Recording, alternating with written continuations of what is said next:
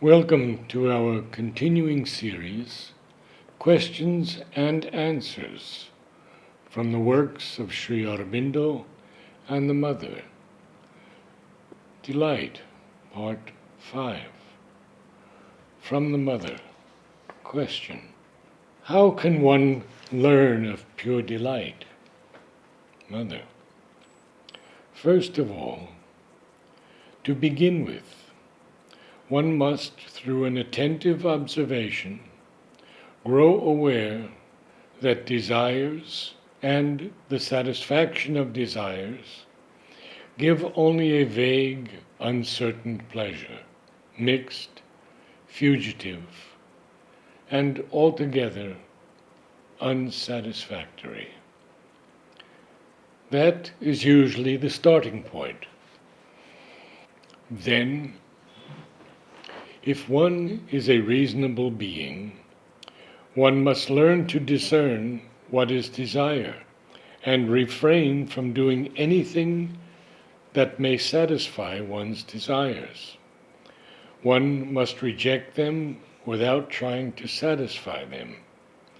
And so the first result is exactly one of the first observations stated by the Buddha in his teaching.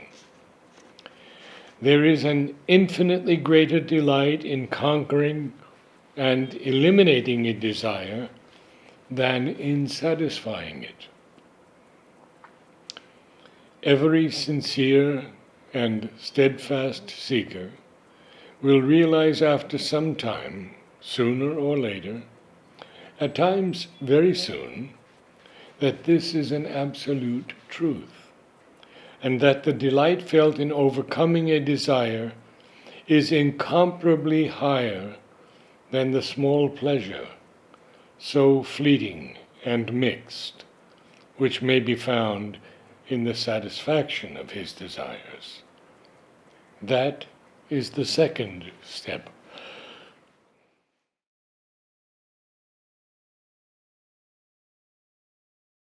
Naturally, with this continuous discipline, in a very short time, the desires will keep their distance and will no longer bother you. So you will be free to enter a little more deeply into your being and open yourself in an aspiration to the giver of delight, the divine element, the divine grace. And if this is done with a sincere self-giving, something that gives itself, offers itself, and expects nothing in exchange for its offering, one will feel that kind of sweet warmth, comfortable, intimate, radiant, which fills the heart and is the herald of delight. After this, the path is easy.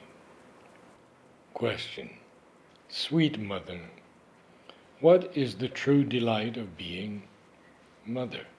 The very one of which I'm speaking. Question: then, sweet Mother, here when Sri Aurobindo speaks of an existence that multiplied itself for sheer delight of being, what is this delight? Mother: the delight of existing. There comes a time when one begins to be almost ready, when one can feel in everything, every object, in every movement, in every vibration, in all the things around, not only people and conscious beings, but things, objects, not only trees and plants and living things, but simply any object one uses, the things around one, this delight of being just as one is, simply being. And one sees that all this vibrates like that. One touches a thing and feels this delight. But naturally, I say, one must have followed the discipline I spoke about at the beginning. Otherwise, so long as one has a desire, a preference, an attachment, or affinities and repulsions, and all that, one cannot. One cannot. And so long as one finds pleasure, well, yes, vital or physical pleasure in a thing, one cannot feel this delight. For this delight is everywhere. This delight is something very subtle. One moves in the midst of things, and it is as though they were all singing to you their delight. There comes a time when it becomes very familiar in the life around you. Of course, I must admit that it is a little more difficult to feel it in human beings, because there are all their mental and vital formations which come into the field of perception and disturb it. There is too much of this kind of egoistic asperity which gets mixed with things, so it is more difficult to contact the delight there. But even in animals, one feels it. It is already a little more difficult than in plants. But in plants, in flowers, it is so wonderful. They speak all their joy. They express it.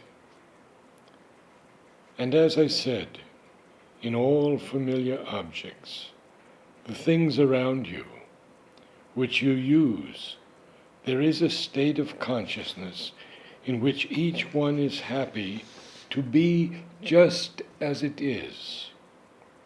So at that moment, one knows one has touched true delight. And it is not conditioned. I mean, it does not depend upon, it depends on nothing.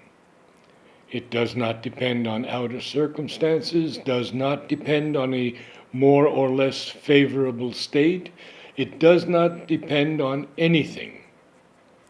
It is a communion with the raison d'être of the universe.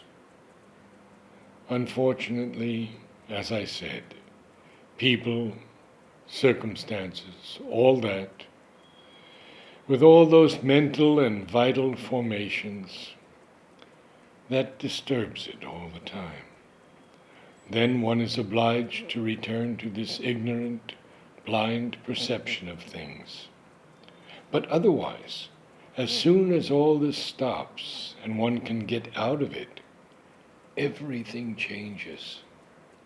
And he says there at the end, everything changes, a marvelous harmony, and it is all delight, true delight, real delight.